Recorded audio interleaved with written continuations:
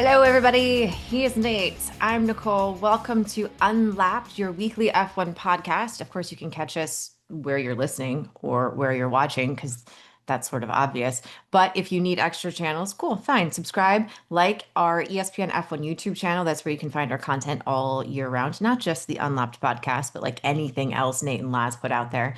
Or if you're listening somewhere else, like where you normally get your podcast, great. Just hit us up with a 5-star review. Nate, hi, how are you? Hey, I'm great, Nicole. How you doing? Good. I feel like, do we have like a breaking news? We do. Biggest, we need the ESPN Sports Center. I know. Dun-dun-dun, Dun-dun-dun, dun-dun-dun. dun-dun-dun. I don't even know how to do this. The biggest news this week is congratulations to the newly engaged couple, Charles Leclerc, with the cutest engagement ever, like anywhere. Daddy wants to marry you on their dog Leo. I love it. I'm so Yeah, snoopy for it was this. very, very smart use of Leo, who is our social media team will always tell us that if they can get Charles and his girlfriend together, then it's great. If they can get Charles, his girlfriend, and Leo in the same video, Hmm. it is like the best content they can get. So to use Leo in the engagement, fantastic. And yeah, pretty big. I mean, I saw it had like 3 million likes when I saw it, and it Yeah. was like an hour old. It was crazy.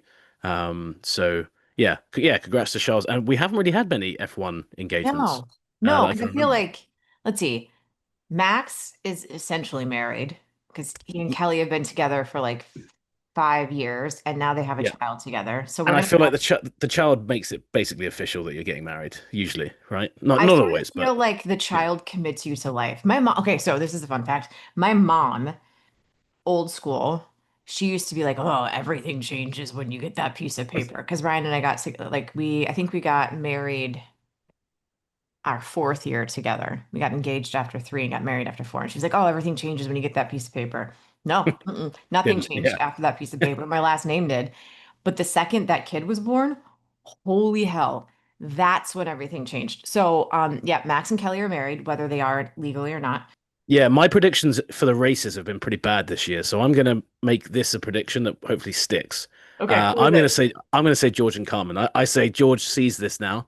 Carmen puts him under pressure, says going into next year, you want to be a world champ, but I want a ring, Want to get baby. married. Right. There we go. So, let's kill two birds with one stone. That'd be my prediction. I think I might agree Um, with you because I feel like they've talked about it before too, at least where they've mentioned like getting married and like they talk about it. How long have Carlos and Rebecca been together?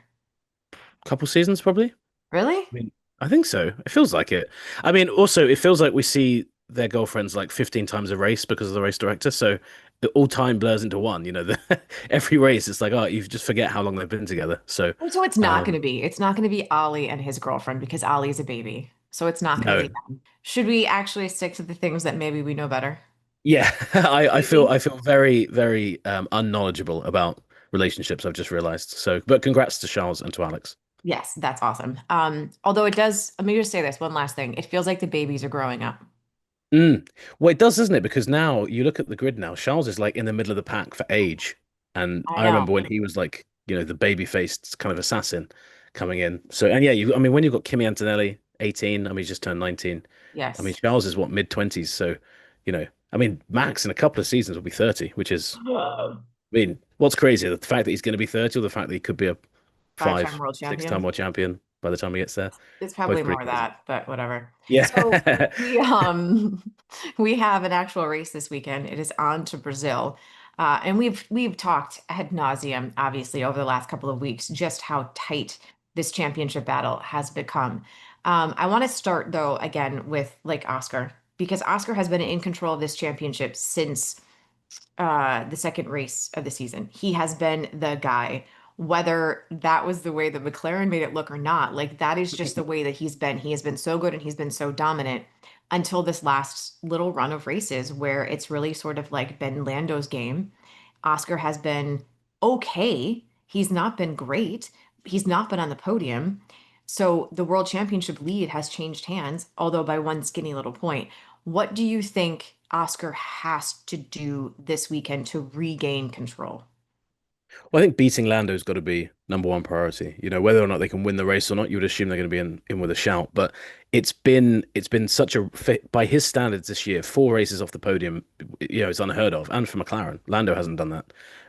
So I think just getting either ahead of Lando or just making sure he's a place behind Lando? Because the one thing he can't do as we get to Vegas is that 1 point lead being bigger than, 7 points, because that's when Lando can finish first and sorry, that Piastri can finish first and Lando can, can win the championship, let's say, with a second place. And we know that those two cars are always going to be up at the front end. So he just needs to stay close to Lando. I think that this will actually, I think, be a really interesting test of how Piastri is right now. The state of mind he's in, where his confidence is in. If you look at last season, he actually finished, not great compared to Lando. Now there were moments where he was helping Lando out to try and win that championship, but even generally speaking, qualifying wise, he wasn't quite on the pace of Lando. So it'll be interesting to see if that's a trend that carries on this year, and if it is, obviously, it's very worrying for his championship credentials. But It yeah, just I was think not just a great track for him last year. He qualified eighth, finished eighth. yeah, right, exactly. Historically So. speaking, the I guess the results aren't there.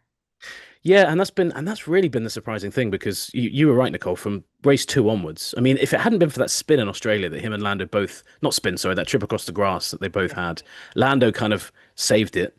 Oscar spun as he came out of the corner and finished ninth. But right up until then, he'd been running right behind Lando Norris, pretty much all the way through to Lando Norris's car breaking down in Zandvoort. We were like, well, Piastri looks like the guy who's going to win the championship at this Yeah. point, and it has flipped around massively, and that gets into a lot of drivers' heads. I mean, I know that we talk a lot about Piastri being cool and collected and Mr. kind of ice in his veins, but it's going to affect any driver, especially when you're going for the first championship, especially when Formula One drivers will all tell you that there's no guarantee when you get a great car, you're going to still have one next year, especially now with this rule change coming up. If this is your one chance and you don't take it, that can haunt you for a long time. So I think that Piastri has to get a lot of things together this weekend.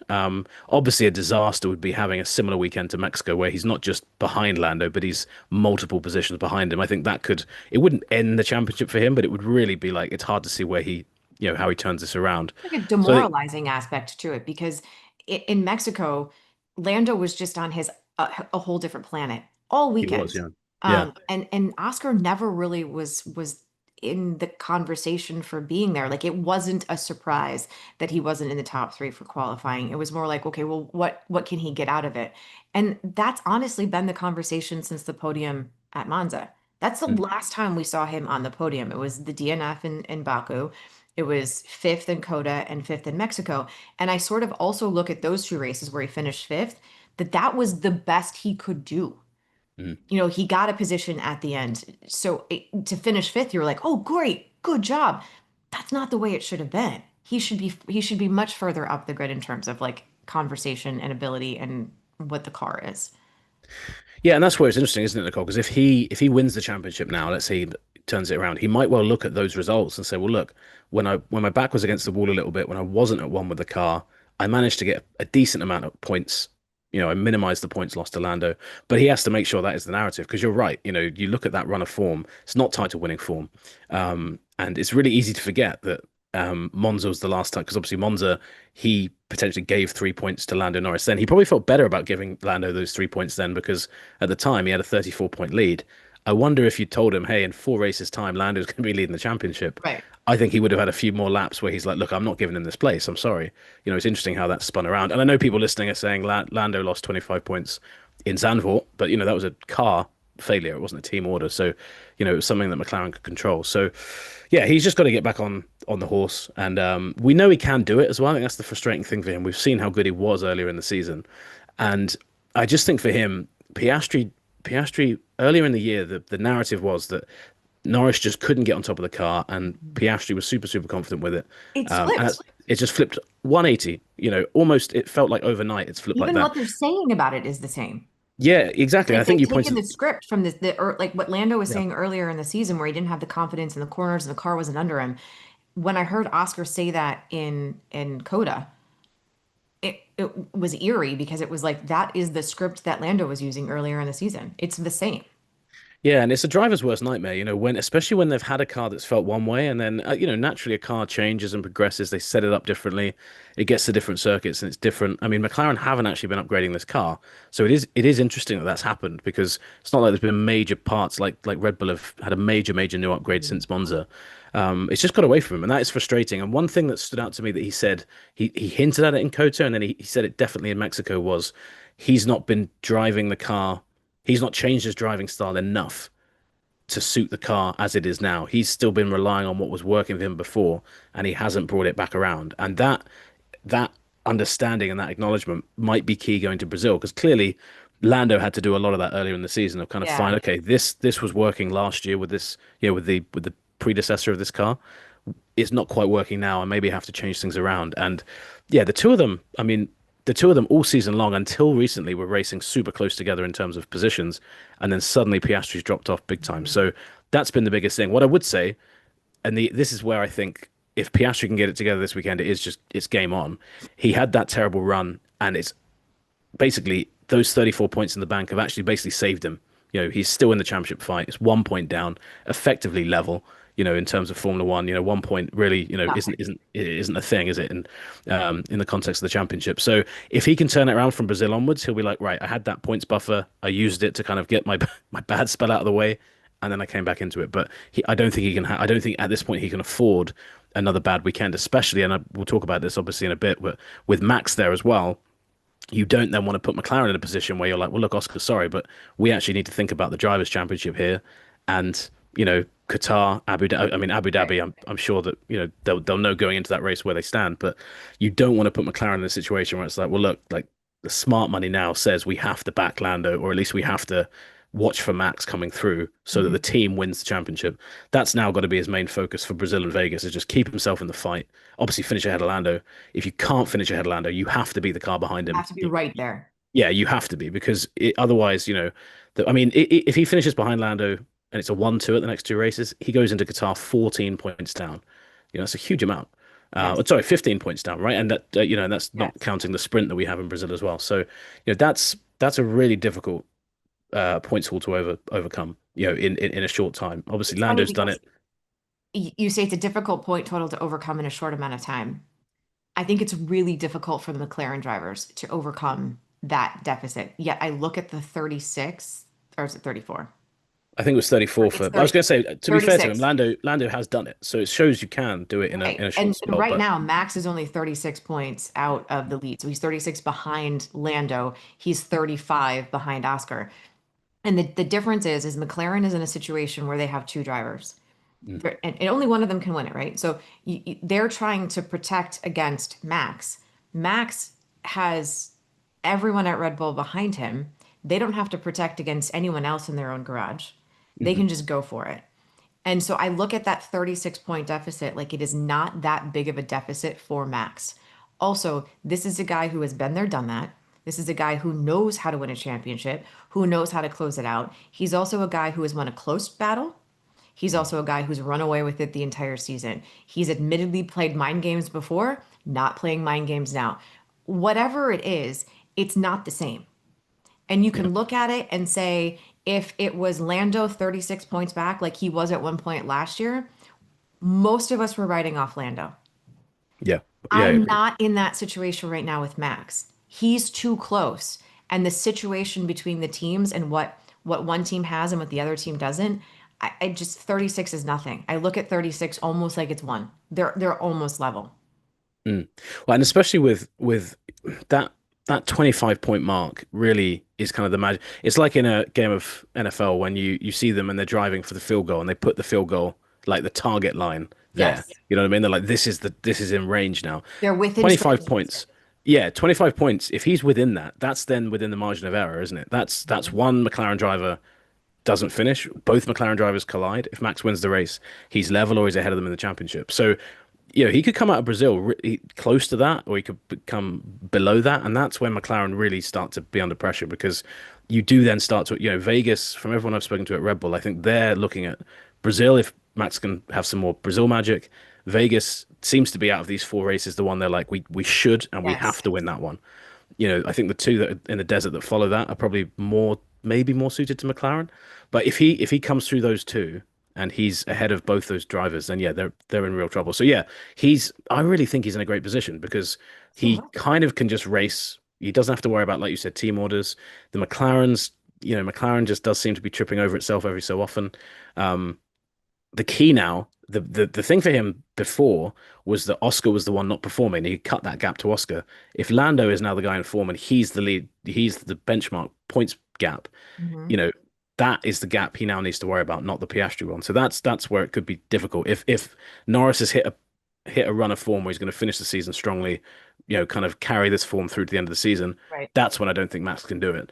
But if the two McLaren drivers kind of swap wins or swap results from here on in, then I think the door's wide open. And going to Abu Dhabi as well, like we've seen finales go, even though it's not the greatest circuit and people don't like it as a finale that much. We have seen dramatic finishes there. 2021, obviously, but 2010, Sort of, there yeah. was, Mark Webber and Vettel went into that race as teammates, could win the championship. Ferrari could have won it. And in the end, one of the Red Bulls did win it, but it was super close. And at one point, it seemed like neither of them might win the championship. So there is precedent for it. Obviously, we know what happened in 2007 as well.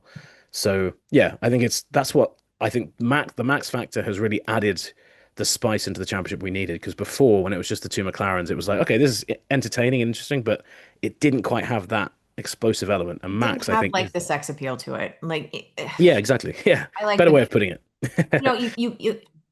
I don't I understand from the driver's perspective and the team's perspective, this is stressful. This is really hard. And you've reached the point in the season with 4 races to go in the sprint race, but 4 race weekends to go. It's very real now. And there is a mindset between particularly I think the two McLaren drivers who have never won a championship before. There is that switch in mindset where if you're talking about the championship and your points position in, say, July when you're at Silverstone, the end of the season is still a long way away. It's not anymore. You can almost reach out and grab it. And that is a very real thing for two drivers who have never won a championship before.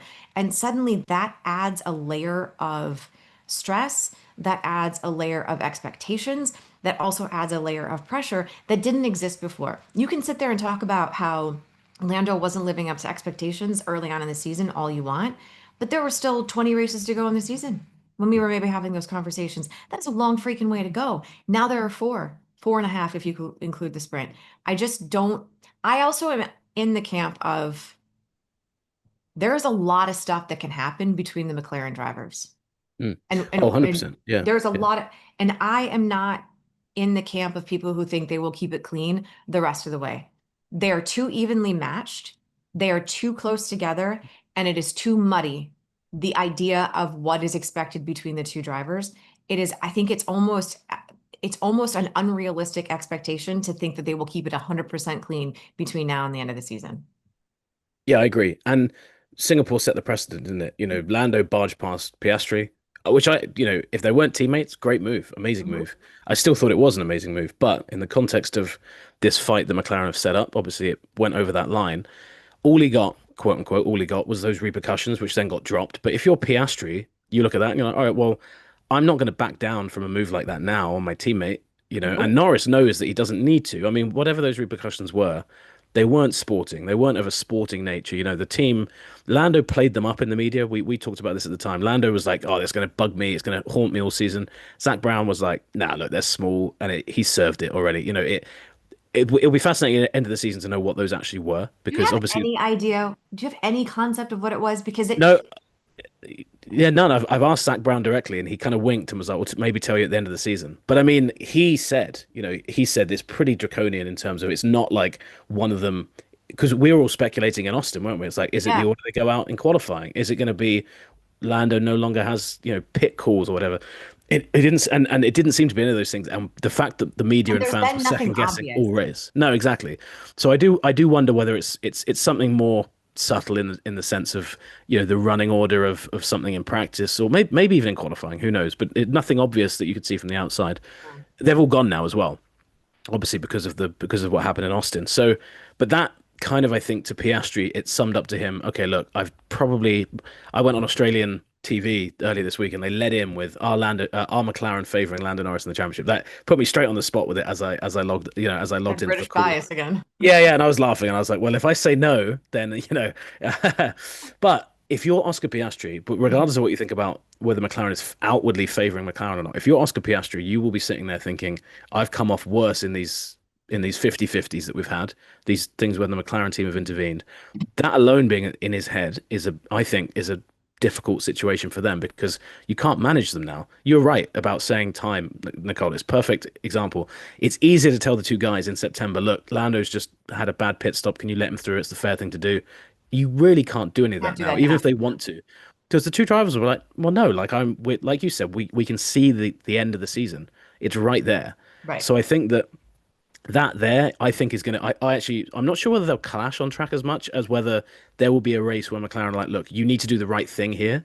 And then one of the drivers says, well, hang on, the right thing for For me, me is go win the not, championship. because you Yeah. and I have talked about this where it doesn't behoove either driver to do anything that is against the team because they Yeah. don't have Because they're success staying there. Yeah, individually without exactly. it.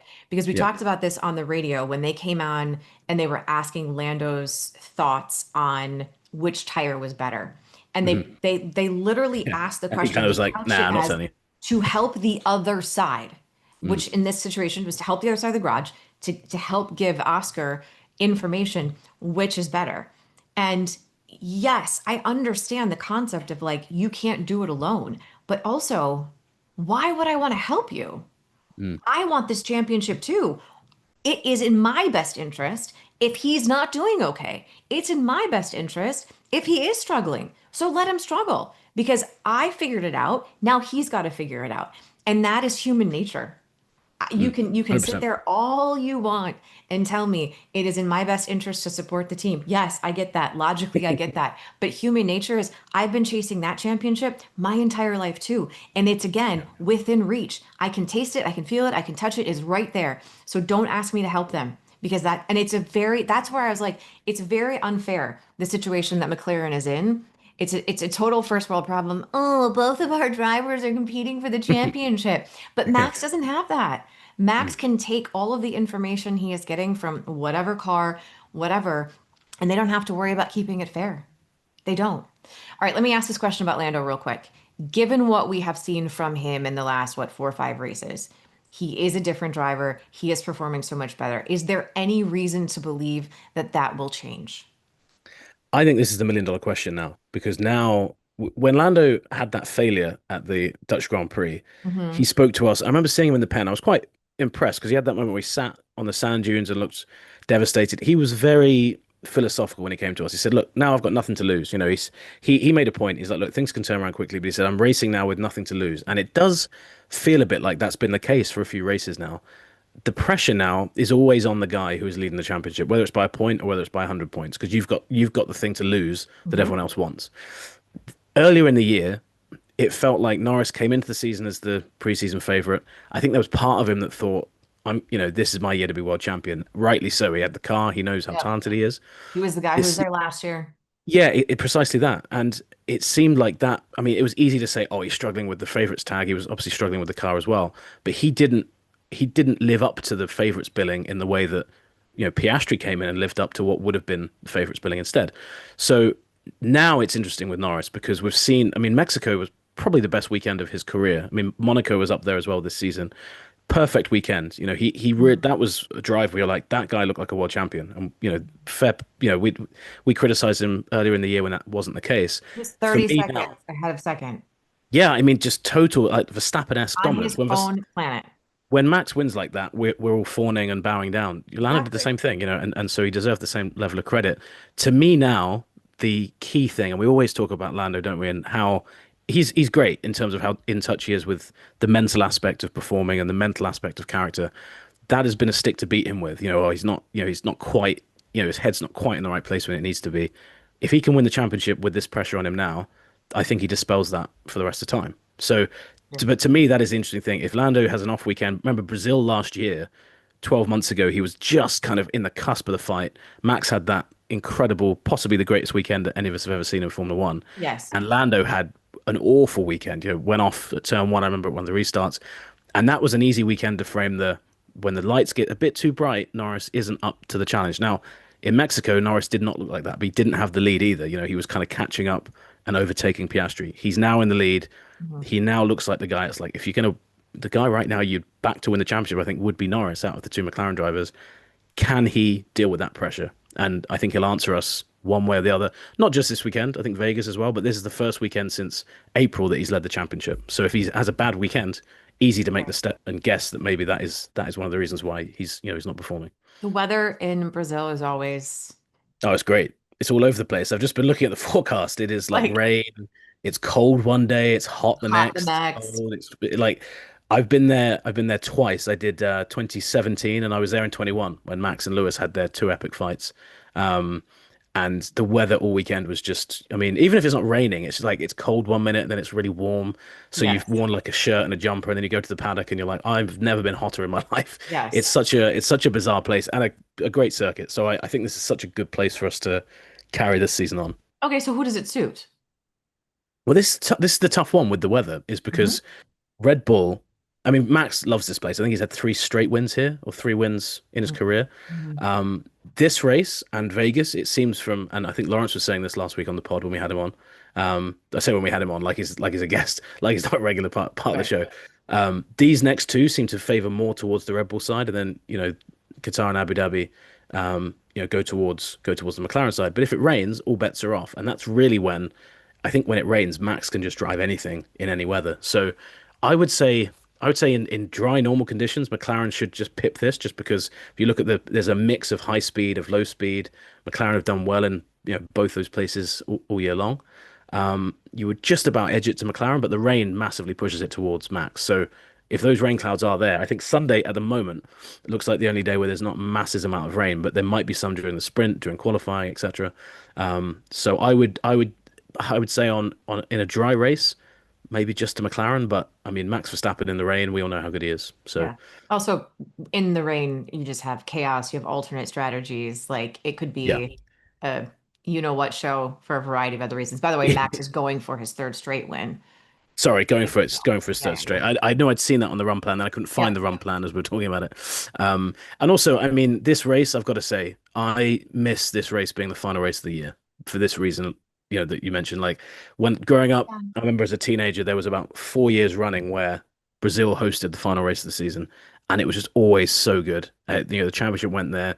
The rain was unpredictable. Obviously, as a Brit, there was the year that Hamilton Alonso lost to Raikkonen. Then there was Yes. is that Glock year, Massa and Hamilton. There was then Button winning it in '09. There was then, well, actually, in 2006. So before that run, Schumacher and Alonso had gone for it as well. So just a great run at this place of title drama. And then last year wasn't the championship Also, like decider, the but felt history, like it. also just the Yeah. history and the passion of Brazil for motorsports, and it.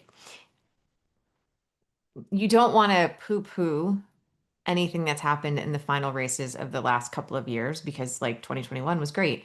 But there is a certain amount of sort of like respect that is given, I Mhm. think, when you go to Brazil for the sport. And it feels a bit more like iconic. Yeah. Um, and it feels a bit more, when you go to the Super Bowl, excuse me, you go to the Super Bowl and it's great if your team is playing in it, but it's a very corporate event. Yeah. Right. And it sort Yeah. of lacks the passion of, let's say, like you also experience that I think when you go to the college football playoff, there's a corporate element to some of those events. That is sort of the vibe I get from the way that it's laid out now. It's very Mm, corporate.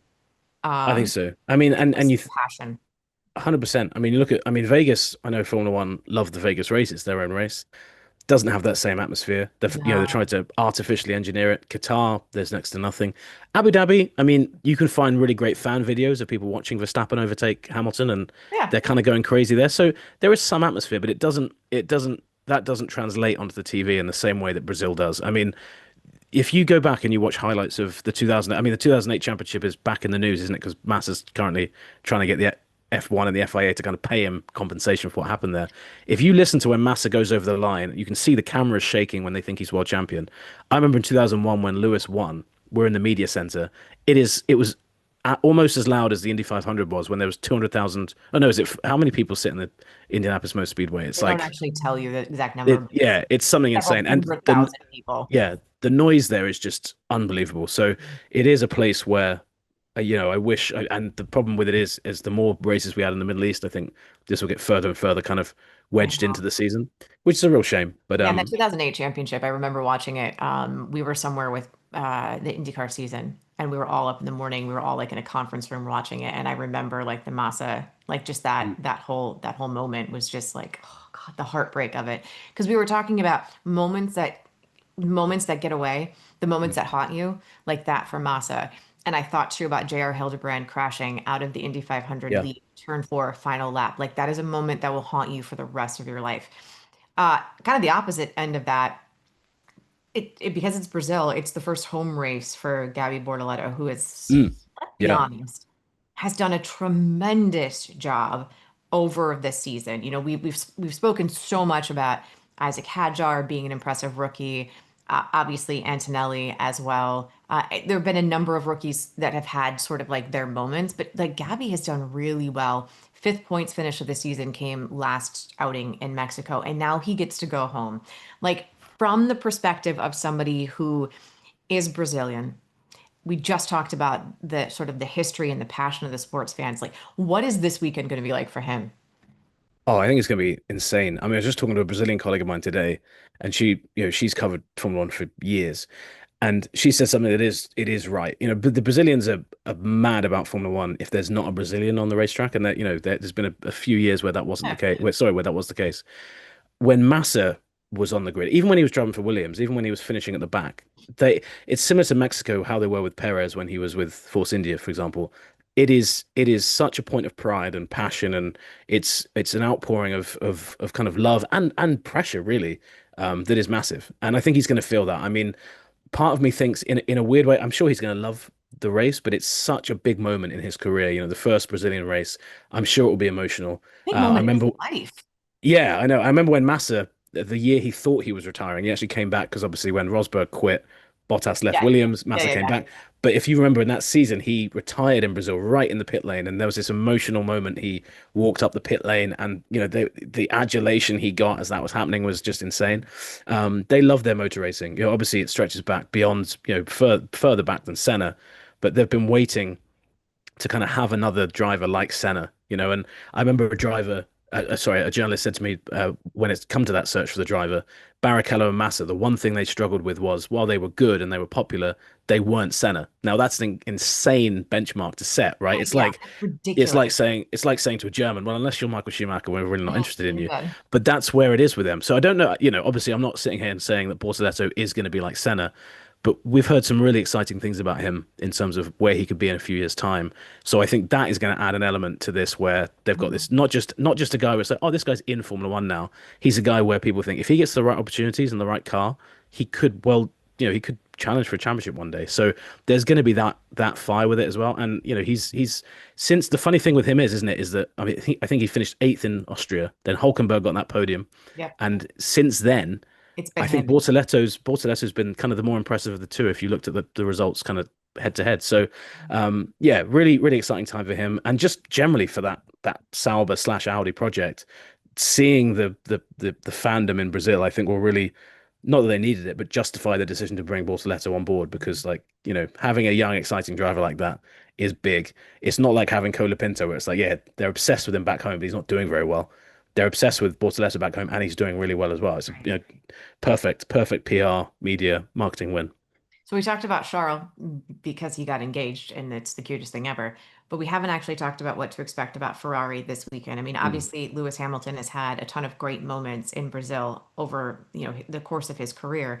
He's just not had a single great moment this year, period. He's not been on the podium. Yeah, fine, you can say all you want about he won the sprint race in China, but that does not great moment make. Like it's just that, Mm. oh, we're Well, still yeah, even at the time, it didn't feel like he'd won a Grand Prix, and it still is. I think for a lot of fans, I mean, it is still clearly the B event, right? So, but yeah, I think you're right. I mean, and Lewis has always been a magic moments man. I mean, Silverstone 2024 was a great example of that. Just out of nowhere, suddenly comes and wins the race. Um, and yeah, so I can guarantee you on Thursday, Lewis will talk very glowingly about Interlagos, and he does love the place. He's basically an honorary Brazilian driver. I was going to say when I was saying between Massa and Bortoleto, there wasn't a Brazilian driver. There kind of was in Lewis. Like, they've kind of adopted him as their own. right. I think he's got like honorary I citizenship, think he hasn't he, does in too. Brazil? Yeah. Yeah. And so I mean they do, they love him. And I mentioned Senna, it's because he races with that kind of that admiration, that love of Senna. He used to race with a helmet that was the same color as Mhm. Senna's race helmet, and they've kind of seen him in that same mold.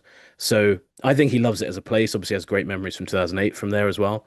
But I'm reluctant to say this could be the weekend where Lewis turns it around because, to your point, Nicole, something hasn't clicked there with him, has it? And I don't think moments alone are going to be what saves Lewis. Because to be fair to Lewis, well, I don't think he's performing exactly at the level he wants to be at. The Ferrari is not where it needs to be either. This could be their first winless season since 2021, I think. Um, so there's a lot going on there, and I think my feeling with Ferrari is they're kind of waiting for the end of the season. Let's get to winter, get out of there. But I think Lewis will enjoy it, and it'll be cool seeing him at Interlagos in the Ferrari. He said that every place he's gone to, he's still had to look at himself in the mirror, like, wow, I'm at insert circuit name here in Ferrari red, and I think him being at Interlagos, obviously something that Senna never did. For a little history factoid, Senna the weekend he was killed actually spoke to Luca de Montezemolo, who was the Ferrari chairman at that point, about racing at Ferrari. So there is quite an affinity in Brazil for the idea of Ferrari drivers, and obviously Massa went there, Barrichello went there, but both of them were Yeah. unable to win the championship. There has always kind of been a fascination with the idea of winning in Brazil with Ferrari, and obviously so far those two guys weren't able to do it, but I still um, just like sometimes I think about the conversations we were having before the season started and all of the excitement and all of the expectations, mm, not just for the driver, but given where Ferrari was at the end of last season and how good they were really from the break on and sort of what we were expecting from them. And then you throw Lewis Hamilton into the mix and it's an iconic driver with an iconic brand. And then that just ups the expectations. To think about the excitement level, the where we thought the bar was set, and then to have it had played out the way that it has, it just feels like such a letdown, such a massive blow. And is there part of you at all that feels like this has tarnished the reputation of Lewis Hamilton? I would say no because Okay. I think not just because it's Lewis. I mean, I remember vehemently defending. I mean, I am a Tampa Bay Buccaneers fan as well. But when Brady went to the Bucks, my friend was like, he'll ruin his legacy if he doesn't win a Super Bowl there. And I was like, well, he's won. What was it? Even six, like, Won yeah, six of the things. Like, I think when you're a driver of a certain, like, Fernando Alonso is a great example of this, right? Like, he's had some rotten seasons. Formula One fans know how good he is. And yeah, actually, Fernando Alonso is on the other end of the spectrum, isn't it? He keeps having quote unquote bad seasons, but everyone's like, well, we know how great he is. You know, people can see through it. So I think I think had we not had those Mercedes seasons where Lewis was quite competitive at points, sometimes wasn't. We saw that he was very up and down at Mercedes when they stopped winning the titles. I just think this is what happens at the end of a driver's career. You have your moment in Formula One. Max has obviously had it for a few years. Maybe one of the McLaren drivers will have it for a bit. You just kind of drop off, and I'm sure it'll always be the footnote, won't it? Like, it went another driver who went to Ferrari and, as it stands, didn't succeed. yeah. But I wrote at the start of the season, I wrote it in the book that I always But in plug the that's right book that's behind right me. there? Huh. Yeah, yeah. Had it. The great thing that Lewis has going for him is he has history, or sorry, Ferrari have history in the department of great driver comes here, doesn't win the championship. Alonso and Vettel have both done the same thing. So I think that helps save the legacy a bit because it's not like he's the only driver that's ever gone there and not won a championship. Some great drive, and Charles Leclerc as well hasn't won a title there, right? So he can just say, well, look, they're the problem, not me. And I think ultimately, until somebody wins that championship, whether it's him or whether it's someone else, that excuse I think will live. But I'm sure other people might disagree. But for me, when you've won as much as you have, it's like when Schumacher came back in 2010 and really did nothing for 3 seasons. Yeah. For me, I was like, all right, well, look, yeah, he's not. He came back and he wasn't the same, but he's still the greatest driver of all time in the history books. And Lewis is that now. Yep. In terms of the 105 wins, whatever it is. So, um, yeah, I wouldn't say so. But I mean, I could totally see people making the argument for it. But But it is I weird to think, think about because, for years now we've thought of Max Verstappen as being the be all end all driver, can drive a shoebox. But that same conversation is going to start happening about him. And at some point it does become it's how long you stick around in the sport, which I think is an interesting perspective because we've heard Max say the retirement word, I'm not going to stick around. And I think if any one of the drivers now walks away before that happens, it might be Max, mm, to pursue other things. Like he's already won 4 championships. He's not yet 30. So you do wonder if that will ever be a conversation we have about Max, but we can save that for a different day. There are mhm, still a number of things that you need to sort of look at as we close out the season. There are 4 races to go. There are still questions about certain seats, who will be where. When you look at the likes of like what Alpine is doing, when you look at the questions surrounding the baby bulls seats and where Yuki falls into that, drivers and teams under the most pressure for these final races, not the championship contenders, sort of like the other guys. Who are you looking at as a driver, a team who really just needs to have a solid run to the finish? Obviously easy for us to look at the racing balls, like you say. I think there's a few I'm gonna highlight just because they've had, different levels of success. One is not that he's been under pressure, but Fernando Alonso and Aston Martin, it feels like it's like they're not in the place you would want them to be at this point, and there was a lot of controversy at the last race about whether Fernando just kind of parked the car up and didn't want to race once been asked to let Stroll through. You don't want to go into next season with a disgruntled Fernando Alonso. So maybe, maybe he needs a few. Um, I was going to say as well, I was looking through the results earlier, and a guy who's flown under the radar who usually is very, very good, and I think is still very, very good, but has been eclipsed a little bit by his teammate, would be Alex Albon. If you look at where how we were talking about Albon versus Sainz earlier in the season, Albon really hasn't slid down the order at all. He's not like he's been performing worse, but you're always compared to your teammate. And Sainz, did crash with Behrman in Austin. He had that crash at the end of the race in Mexico, Yeah. just gone. But within recent memory, he's had a podium in Baku. He had the third place in the sprint. Albon, Has Williams are on the really verge of struggled in qualifying. yeah, and Williams are on the verge of this really, really impressive season. So they put a press release out today about their rebranding. They're going back to the old Frank Williams logo or a version of it for next year, Forward. which I think is great. Yeah, just literally Yeah. slanting it a bit, but I think it's pretty cool. Now Williams Um, F1 team instead of Williams. yeah, and within the press release, I hadn't actually worked this out mathematically, but they said they've scored, so they've got 111 points now. More points than That they've is scored in like 7 years combined. yeah, exactly that, which is Yeah. crazy. And so that's going to be a great story for the team, and Alex will be part of that success. But the headline news to every bit will be like Carlos Sainz's podium, was the crowning moment of that. So I just think for Albon as well, because I think he is such a good driver, and he is a driver that has revived his career. I'm a big fan of him. So maybe not under pressure in that sense, but someone who I think needs a good result or two just to kind of change the feel of their season a bit would be Albon for good reasons. Speaking of Williams, I was talking to James Fowles in Austin, and we were talking about sort of, the team trajectory and where they are now compared to where they want to be with the Mm. rules changes and things like that. And they're bullish with their goals, and fighting for wins and maybe even fighting for a championship in 3 years. Um, and I asked him, I was like, considering where you were last year or the season before and where you are now, do you think you're ahead of schedule? And he's like, there are so many times when I would say we are absolutely ahead of schedule. And the interesting thing there is when you've got a team that's ahead of schedule, then you look at the results, you're like, oh, but we should have done more. Yeah. And it's sort of that balance of, they're not updating the car. They are focused on 2026.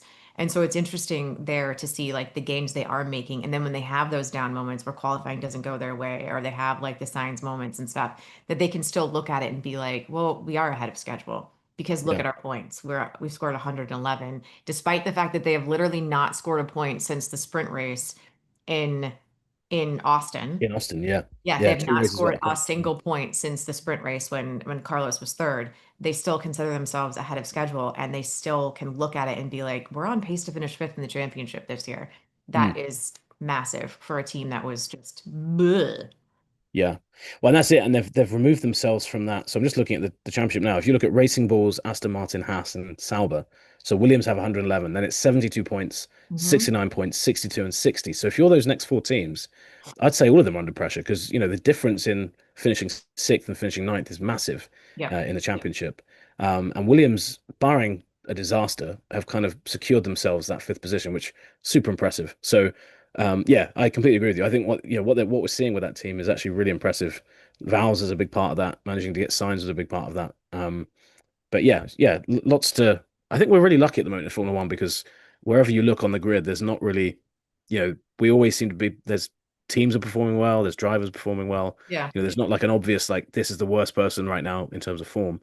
Um, so yeah, I think we're in a good spot. Let's get to our podium predictions. We accidentally skipped predicting last week. Yeah, we did, which didn't Obviously, I help me mean, because I'm so far behind. obviously, my predictions, I would have hit that. You're not actually that far behind because you get a Yeah. point for every driver you get in the correct position. But if but let's say you get the trifecta, you'd get 6 points. I have Yeah. 18. Somehow I'm leading the way. Laz has 15. You have 10. You score Yeah. 15 and I score That's 9. true. It's a big if though, Nicole, because I haven't done that yet Um, this season. since So Lauren's gallivanting all around Japan right now and taking yeah, gorgeous photos just as on just on gratuitous holiday as well. Not even for a race. Just wait, who does that? I Who know does who is that this guy? holiday? What is that? Um, his podium predictions are as followed. From 3, 2, 1, Piastri third, Max second, Norris the win. Mm. What are you going with? Yeah, I quite like Lawrence's to be honest. I think What do I? on current form and that's a fascinating one. Just as a quick one, that's exactly what I was talking about. If that's the order, then that's suddenly 10 points that Norris is ahead of Piastri. He's Yes. also increased the gap on Max. He's then in a position where he can be like to McLaren, that's not enough. But then if he finishes ahead in Vegas, I think he's then got the argument of like, you need to back me to get over the line. So, if that happened, that's a pretty big disaster for Piastri, I would say. I'm not saying I agree with team orders, but I'm saying, from where Lando is at, I'm also stalling for time while I work out where I'm going to put Max. Okay. So I'll tell you what I'm mine going to is. say, oh, I sorry, yeah, go on, I yeah, just well, because while you're stalling, then I can give you extra yeah, tips as yeah. well. I've actually changed mine. I initially had Lando winning, Max second, George third. Mm, yeah, like that. Um, and I think I'm actually going to change it and go Piastri third, Lando second, Max winning. Yeah, okay. That's very similar to what I was going to do.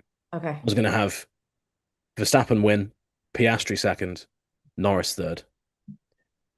Which I think, I am thinking with my championship, like, media head up, that would be great because Max closes a big gap. Yes. Piastri goes back ahead of Norris and, that stays close. So, but yeah, I mean, the best thing that would happen would be, if I'm honest with you, is that neither McLaren finishes the race, Max wins it, and then he takes a whole 25 There- points out. Right. Would be insane. From a journalistic point of view. How fun would that be for us going into To Vegas? Vegas, yeah, exactly. That's The it. Root ESPN's for the last chaos. hurrah, big. Let's go. Yeah, exactly.